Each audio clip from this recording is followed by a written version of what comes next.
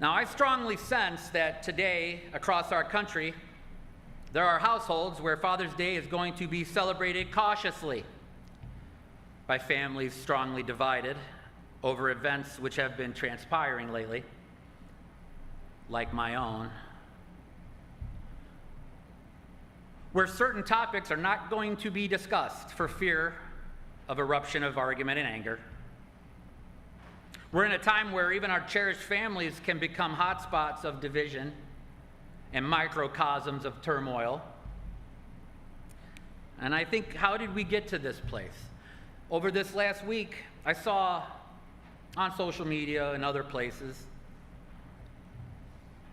I heard people say the most callous things, people I thought I knew. I heard people threaten violence on both sides.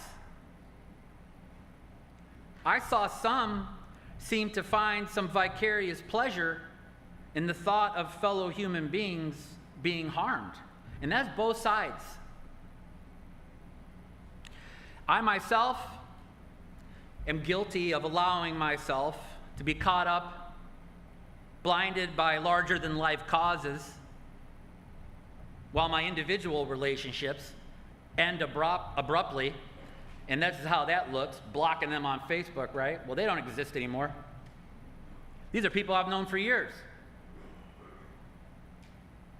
Because it's easier to deal with an abstraction rather than see a real person as a fellow frightened human being and show them love. And I pray for God's help.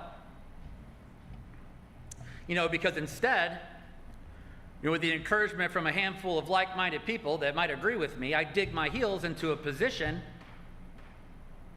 where I feel intolerance, something that I feel I'm most opposed to.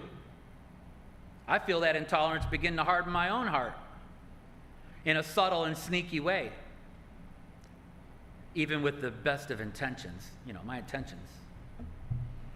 I have a suspicion that there are parties out there that are deeply invested in keeping us agitated, that there are social media algorithms programmed specifically to constantly show us a version of reality that keeps us hopelessly divided.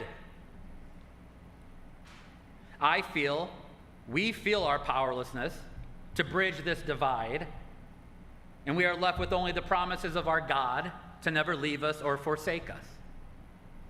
God help us.